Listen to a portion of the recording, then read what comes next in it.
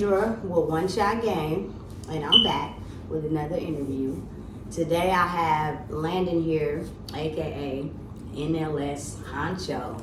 I don't know if you guys know who he is, but today you guys gonna get a little background information on who he is, in case you don't know.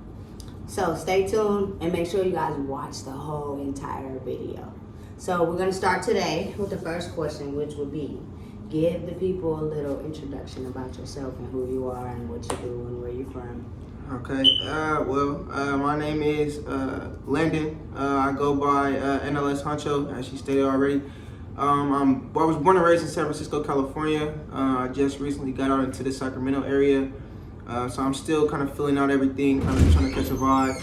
What I stand for is forever growing, and basically it's what I got tatted on my arm. It said forever unsatisfied. And I feel like that means just always trying to be better and never settling for the minimal. So it's always just trying to be better. That's what I stand for. That's right. That's for people a little background information. You can always be better. You can't never lose if you're just trying to be better. What would be your transformation like from San Francisco to Sacramento? About San Francisco is everything moves at a fast pace. And Sacramento is the complete opposite. I feel like everything's a lot slower, but it's not necessarily a bad thing. I feel like it gives me more time to figure out who I really am and find out exactly the type of things I stand for. So the slowdown has been a change. It's been different, but it's helped me find myself, honestly. Reason why you came to Sacramento? The reason why we moved out to Sacramento is because my dad had got a better job located in Sacramento, so now we're here. That's right, that's right. So how would you describe Sacramento from San Francisco? Do you like Sacramento? At first it was a little rough. I didn't really like it only because when I got out here, it was like when I was a kid, I was always forced to come out here because all my family was out here. Right. And so I was always forced to come out here. So when you're forced to do something, you don't really like that as much. Right. So it's like now I'm in the environment and it's where I live now, and I've gotten accustomed to the people and how the people move, and I've actually had a lot of fun so far. And the slow pace really has been a good thing for me because I feel like back then I was moving way too fast. Anyways, I even have a song called "Can't Slow Down" and "Can't Take It Slow," and all them songs just about moving fast, trying to go get it. Right. But it's like now I realize, I don't know, that's just don't seem like the way anymore. I feel like I gotta take a step back, try to, actually take a look at myself. Can you tell the people how old you may be? I turned 21 in October, so I'm turning 22 in October, coming up October 13th. I'm a Libra. That's and the transformation, like the moving too fast. Sometimes people don't realize it as early as he's realizing it, which I think is a good thing. So he can pass what he's learning and his growth on to other people because it starts young. It starts real young. So, what would you say would be maybe your biggest challenges in life? Oh, my biggest challenges. Hey, that's a good question. Honestly, I know for me, I'm mad stubborn, and I don't really like to listen to a lot of people. And so I've realized that there's actually a lot of good people around me, and that listening to them probably would be a good thing. It's like, but I've learned to listen and actually realize like you don't have to listen to. You can listen to everything that they're saying, but you don't have to necessarily take all the advice that everybody's giving you. So I've learned that you can listen to everybody, but not necessarily take on all the advice that they're giving you. Another thing I feel like I struggle with is just indecisiveness in general. I never really know exactly what I want to do. I like to try a lot of things and do a lot of different stuff. So it's like it's hard for me to actually pick one thing and stick to it. But music is probably the thing I've stuck with the longest. And I feel like that's the only thing I'm able to like actually focus on. Really, it's just been hard, but I finally figured it out. I feel like I figured it out at least, but I feel like those are my two main struggles right now. That was a hard question though. That made me think a little bit. Right. That's right. So, what are some of the emotions and thoughts you feel when you make your music?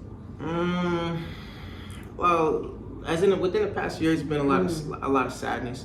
And I feel like that's definitely coming out in my music a lot. It's just like, I don't know what it is about me. It's just like a lot of sadness, and I don't necessarily know where it's coming from. But as I make the music, it's starting to become more apparent that it's like I feel like I'm kind of like a hopeless romantic. I'm always trying to like give my love to other people in hopes that they'll return it, but then it just don't work like that. I realized I gotta love myself first, and That's true. That's really what my music talks about. It's like a transformation. It's helping me like figure it out. Got it. So how many albums do you have currently? So I have Unsatisfied, Only One Way, Life Is What You Make of It, and Anxiety, ADHD, and Arrogance. So I have 3 EPs, and then I have a full 10-song album out. So the 10-song album is called Life Is What You Make of It, and my dad was actually part of that one. He was in the middle. It was called My Psalm. He wrote it for me. I didn't expect him to come how he did, but I feel like it just added a whole piece to the whole project. It was pretty beautiful. And my pops is a pastor, so it came out very. That's right. It came out very, how you say, it was poetic in a preacher's way. If that makes sense. Background information as far as your parents and your life growing up and such. As a kid, growing up in San Francisco, me saying everything was moving fast. My parents were very loving. I had a little bit of like health issues when I was growing up a lot, so I was kind of like that sickly child a little bit, just for a little bit, maybe I would say up until like I was about 12, because I had seizures growing up, and so it was like I struggled in school and stuff a lot. I didn't really like school just for that simple fact that I wasn't good at it, and it was little stuff like that that just like kind of hindered me from being able to express myself a lot, because it was like I missed out on like all of my second grade year. I don't really remember my second grade year like that, because everything just feels blurry. So it's like I missed out on a lot of key moments in learning, and so I've been playing catch up like the rest of my life. And so I feel like I'm still playing catch up, but right now I feel like I'm the most caught up. But in San Francisco, my parents and stuff, I always felt like I was kind of like the golden child a little bit, so they always had higher expectations for me than, or actually no. I feel like they always had higher expectations for my brother, and so he would always do his own thing, and he would be good, but he kind of wanted that extra attention and love that I was getting from my parents, and I felt like I was getting too much from them, and I felt like I was kind of crippled in a way. So it was like my brother, he's always been mad independent, and I kind of actually strive to be like him a little bit more, because he's went off and done his own thing, got his own apartment and stuff like that. He's experienced life a little bit more than I have, and I'm proud of him. I'm just trying to get like him, honestly. That's right. Is he older or younger? He's younger. He's I think he's 18 or 19, one of those two. I'm not entirely too sure, but I think he's 19 actually. Got it. That's right. So what you mean like get like him exactly? Just the fact that when he wants something, he gonna go get it. And honestly, he's not really outgoing. He's very antisocial. He don't really like to be in social spaces. But even when the fact that he's just so tucked off into himself, he has a lot of time to just, know himself and actually be happy in his own space. I be hearing him laughing in his room all the time and stuff like that, just having a good time, and just him in there. That's right. And yourself, huh? Yeah, definitely. Event that Renita hosted. How do you know Renita, by the way? Through the what's it called? The Robinson Center? Yes, through the center. And she actually knows my mother as well.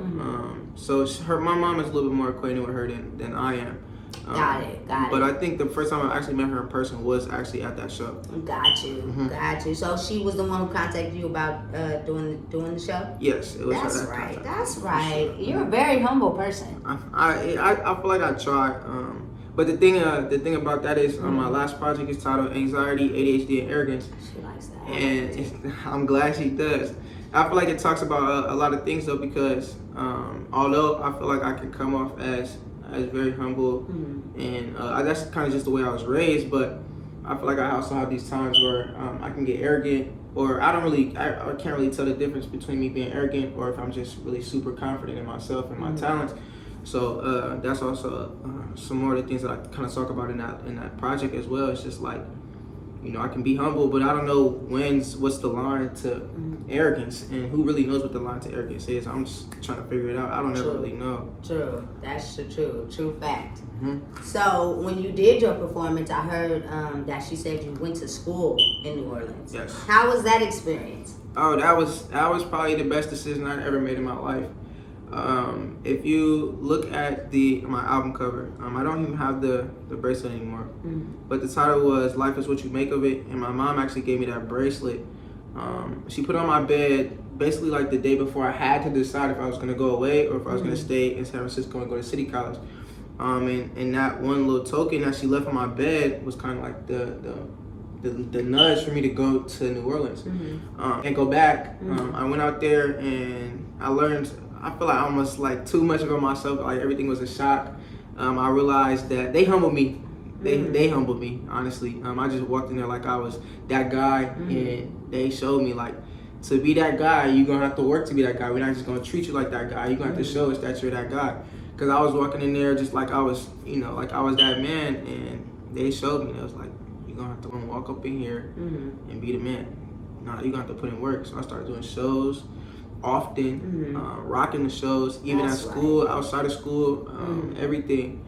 And so it just helped me actually become a better performer as well, just because I was doing it so often. So yeah, I'm truly grateful for that. I really, really, really appreciate your ambition. I seen you on Instagram the other day doing a show in San Francisco. Yeah, I got a show. The security kicked you out? Yeah, so yeah, that's crazy. That was 2 years ago to that date. Because I was standing on a statue and performing, but that was the only place where it could like be a stage. Right. So I was like, bro, I'm about to set my speaker up, got my little mic, my little cord, and I was performing there too, and they kicked me out. Yeah, but that's good, the ambition. Yeah. Some people may let fear stop them from enjoying themselves or being ambitious like that. Yeah, nobody was booking me. I'm just like, I'm about to just go throw this show, do it myself, honestly. That's right. So, how many shows have you done? Do you do shows all over or just wherever you are? Most of the time it'll be like anything that's in the area. People don't really hit me too often about doing shows. I'm oftentimes doing like searching for shows, or like every now and then somebody will hit me and do a show. But most of the time when I'm in New Orleans, they'll mostly be on campus, or sometimes they'll be off campus at maybe like an open mic or something like that. And then in Sacramento, I think I've had maybe I think the only show I've had in Sacramento was the time where Renita had hit me. And then I went to open mic as well at this place called Black Bear. They do it every Thursday. So I went there one time. I enjoyed myself. That's right. That's right. And then I got the show this Saturday at, what's it called? The Cobra Club in San Francisco. It starts at 6 p.m. That's right. Make sure y'all go tune in to that show. That's a lot. That's right. You'll go to school in New Orleans? Yeah, so I'm actually about to leave in like 2-3 weeks. Go back out there. It seemed like there's some kids, it's been about 6 weeks now, and I'm already going back. So I'm going into my junior year now. That's right. What are you going to school for? I'm a music industry major. That's right. Take your talents all the way to South Beach. Yeah. You'll see him somewhere on somebody's banner. Don't forget. Tune in. Exactly. You're a junior now? Right. So you got one more year? Yeah. So, I don't even know yet. I think my freshman year and my sophomore year I messed up my credits, and partially it was partially on me and partially on the school. So my freshman year, I think they was giving me the wrong classes. And my sophomore year, I was like, forget them, I'm about to just do my own thing and try to figure out my class myself. And I think I messed up doing that. Right. So I think I might be there maybe like a half another semester after I'm supposed to have graduated, which is 2024. So I might be there into 25, but we'll see. I might have to thug out some classes in the summer and the winter or something like that, just so I can graduate. You have a support system as far as like maybe friends or family out there? In New Orleans? Nah, well, actually, in terms of family, no. But in terms of friends, really everybody at Dillard, like they've just like bled into me, honestly. Like the people at Dillard have just been like amazing. I met a lot of great people who want to do a lot of great things, and the thing that I noticed about them is that they're not going to let school or anybody's opinions or nothing like that stop them from doing what they want to do. So why would I beautiful black people all the time? So it just, that's what I'm saying, it shaped me, because I see them working and it make me want to work 10 times harder. Correct. Go hard. That's right. Diverse, especially when you see it, it make you really want to put your foot down and go hard. Exactly. Like everybody else. For real. Yeah. Basically talks about like trauma and overcoming it. And my question I want to ask you is like, what was one of the traumas in your life that really affected your life? If you would like to share. Traumas. I feel like in my case, they've all been like more like romantic trauma, or like relationships that just kind of set me back. I feel like it didn't necessarily have to do anything like with my parents. My parents were very supportive of me, but it was like what the decisions that I made after they've instilled everything that they instilled into me.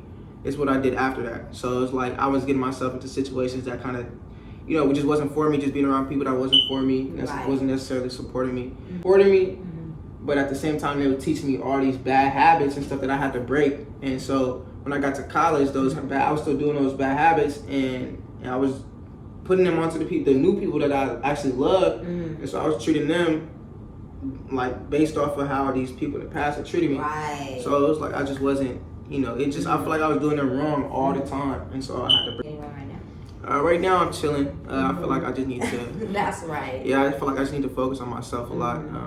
And if God does put somebody in my life, then I feel like if He puts somebody in my life right now, then relationships you would say like had an impact on your life, like. Yeah, man. So a relationship could be defined as what is it? It could be defined as like friendships. It could be defined as like actual relationships. Right. It's been a couple. None that I really want to get too deep into. Right, of course. But some that didn't mean anything, and some that meant a lot to me. But they all have shaped me in a different way, and that could have been in a good way and in a bad way. But I feel like the thing that people don't talk about is even in the bad situations, like you'll learn something. And you'll learn how to do bad, or you'll learn how to do good. And even if you learn how to do bad, you kind of know that you're doing bad, and you can kind of use that bad to move forward and do better. So they've all taught me something, and I appreciate every single one of them, even though they may not have been the most healthy, but I appreciate them for teaching me what they've taught me and realizing what I want in my life and what I don't want in my life. So they've all helped me figure that out for sure. So now, would you say you know exactly what you want? I think I know exactly what I want. Because remember how in the beginning I was talking about the indecisiveness. I've kind of just been not necessarily going with the flow, but kind of just loving the people that love me, and realize and trying to figure out, do they really love me, and what does love look like to me, and trying to figure that out so then I don't make the wrong decision, because I know in the past I have. So hopefully this time around I'll make the right decision. How do you feel about therapy? I've never actually did my foot into therapy. I don't know. I've always felt like in my head I always be telling myself I got it. But as a male, that's kind of the thing that they always put in front of us is, you kind of got to be hard and you got to figure it out yourself. But I feel like lately that hasn't been the MO. That's not been what everybody's been saying. They've been saying go get help. But now it's like, even though they're telling us to go get help, I feel like some women are still like scrutinized because of the fact that we trying to go get help or like trying to go figure it out. So it's like people are preaching this thing saying like, oh, go get help. That's the right thing to do. But at the same time, you still got women out here that's calling men out their name because of the simple fact that they trying to get help or trying to be in relationships the healthy way. And you know what I'm saying? It's just a lot of stuff. So I feel like I would try it, but as of right now, I'm not involved. Got it. I only ask because how do you name your albums? Really just how I'm feeling in the moment. Like the first project was Unsatisfied.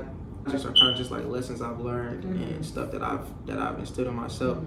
And the Only One Way project I felt like was the most kind of like toxic one because it was like just me just being so stuck in my ways and basically saying like this is the only way that I'm gonna make it. It's the only thing. It's only one way to do this, and I feel like that's kind of what I was saying in the project. Minded and being like, okay, it's a bunch of different ways to do this. It's just like my projects are like a phase. Like they're literally just phases of me kind of growing and figuring myself out. So last project, that's how you were feeling in the moment? Yeah, last year was probably one of the worst years of my life, I would say, just because of like I was super depressed. I was by myself a lot. I didn't really go outside maybe till the end of the semester, and I feel like my friends even noticed that. But I felt like I needed space, and kind of when I feel under the weather, I do tend to separate myself from everybody. Like it doesn't really matter who it is or what the circumstances. I just separate myself because I just cope that way. Right. It may not be the healthiest, but I need time to just process stuff. And if you're in my space when I'm processing it, it's just gonna come out as anger, and I don't want it to come out. Right. Emotional intelligence. Yeah. Not everyone has that. Very true. Not everyone's able, and maybe you had to take yourself through a process to even get there. Yeah, for real. You know? Yeah, but definitely. everybody don't got it. So the fact you're able to identify, hey, I don't want it to come out in anger. You know? That's very good. Very good. So I actually have a question for you. Yes. What type of things do you do to cope when you kind of feeling under the weather, or you just like feel like you don't know what to do with your life, or like, you know what I'm saying, when you're in that space? My biggest one would be the music. I think that's everybody's go-to. Yeah, for real. Everybody's go-to. I don't know. One of the questions I ask everybody: what would you do without music? Oof. What would you do if there were no songs, no beats, no words, no lyrics, no nothing, no songs, and we were just out here? I don't know. It's like, what do you do? Listen, I do not know. Yeah, I don't even know how many songs is made in the world. Yeah. But I just know that I wouldn't be able to function without music. And I'm pretty sure that goes for a lot of people. Yeah, for real. Also, journaling. Journaling, yes. I love it. I love it. Sometimes the committee in your head and your thoughts and all that, they be getting confused. Or you're not sitting at the big head of the table. The committee is running the show. Yeah. So sometimes you got to write it down. Yeah, for real. And get it out. I also write down goals on the wall. I try to achieve like one a day. Whether it's small ones. That's dope. Right. Or big ones in a week. You know, just to try to. I might do that. It really helps. Like, it really helps. It really helps because I wasn't always that type of person. You know? I was more so the streets were taking over. Smoking weed, not really caring. So once I got back to myself, I started doing those things. And it's crazy because some people think I'm weird.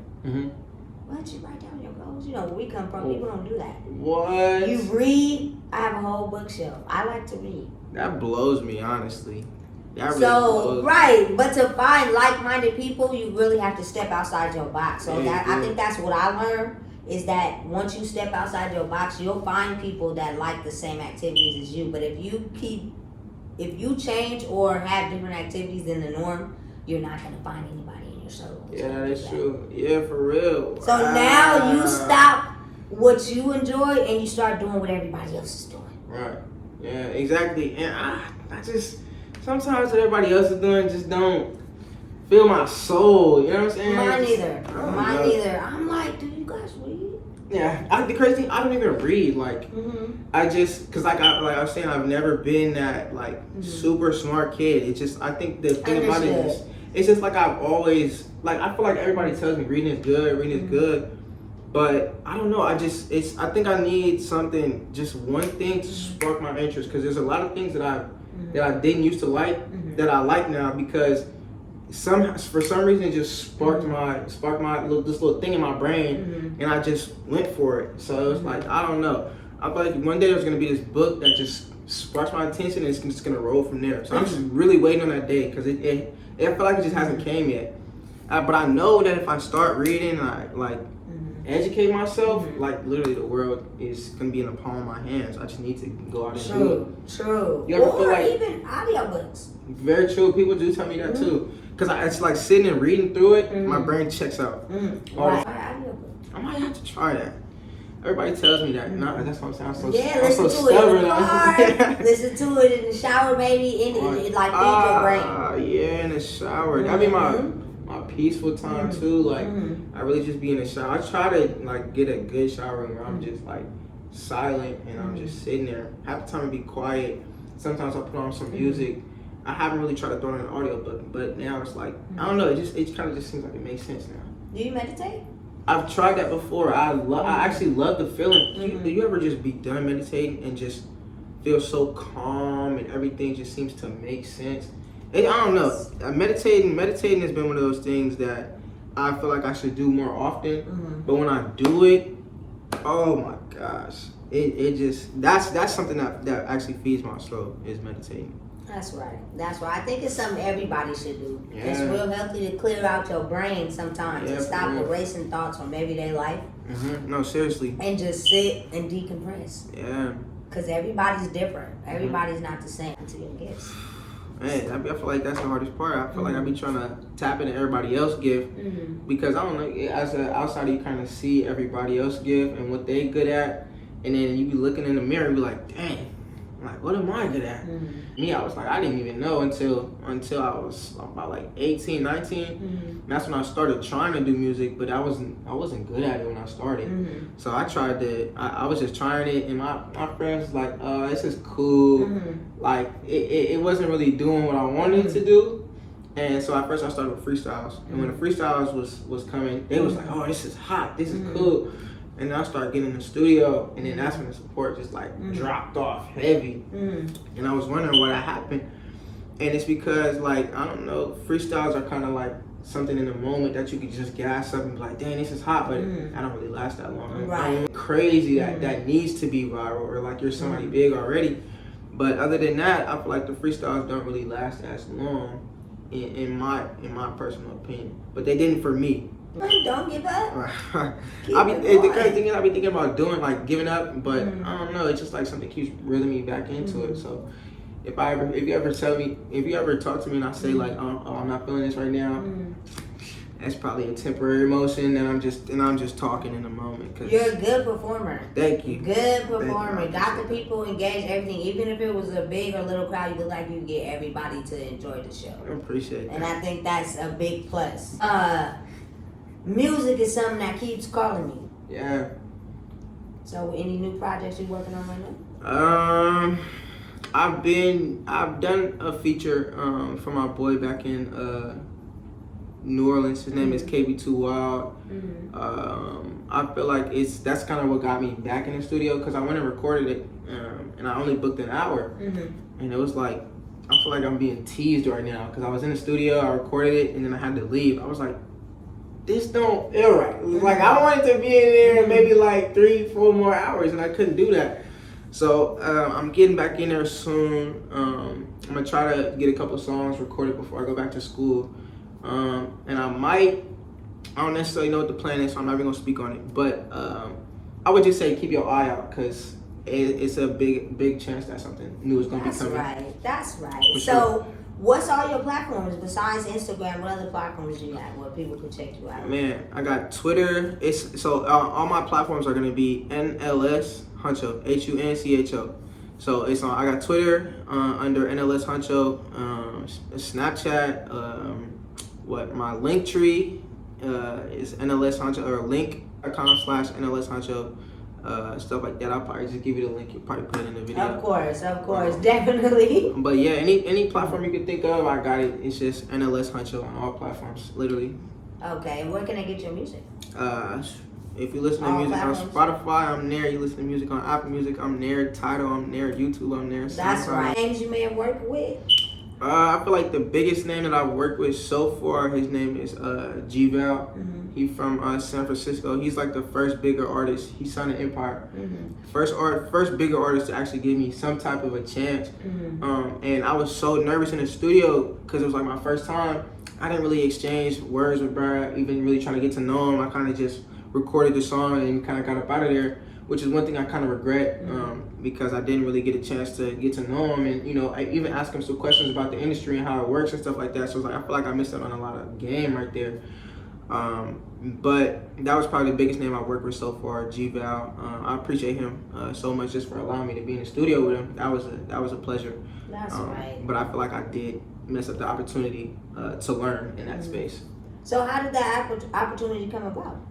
So one of my songs was actually kind of going up at the time. It's called Many Emotions. I dropped it about 2 years ago, and he heard it about a year ago, or maybe 3 years ago.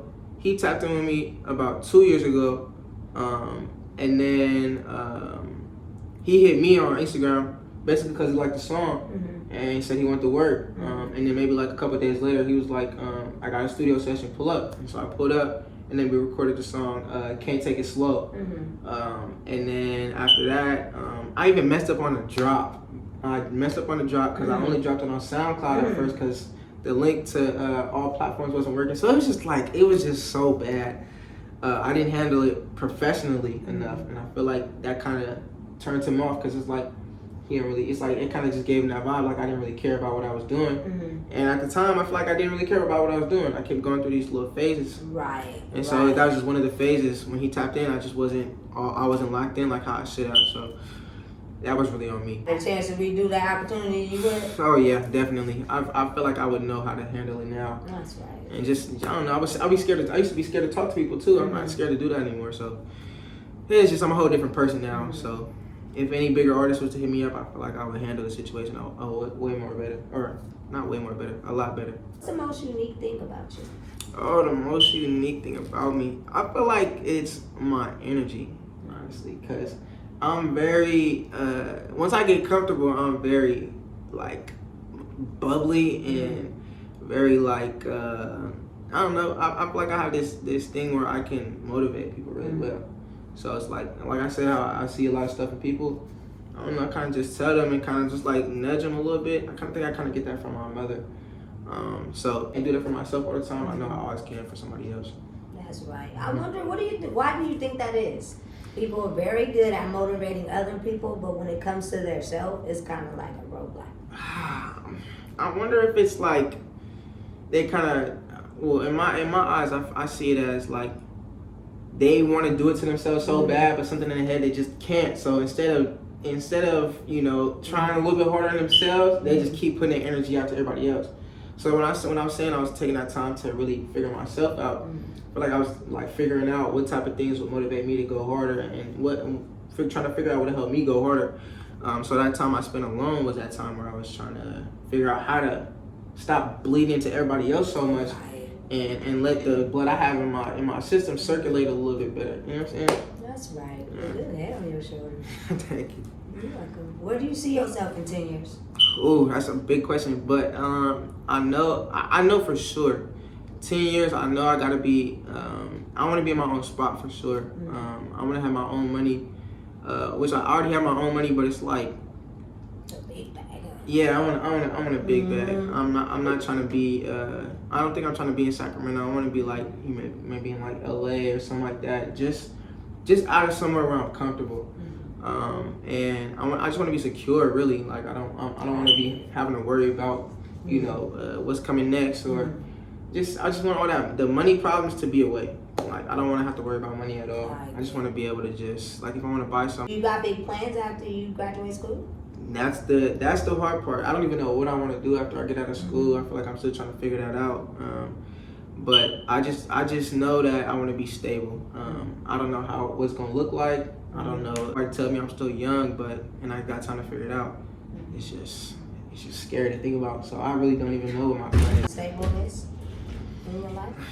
I feel like it's stable with them, like my parents and everything. They create a stable environment.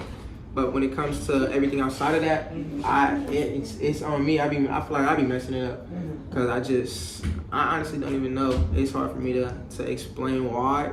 But my parents have created a stable environment, but it's not me creating that environment. Like I want to be the one to create that stuff for myself.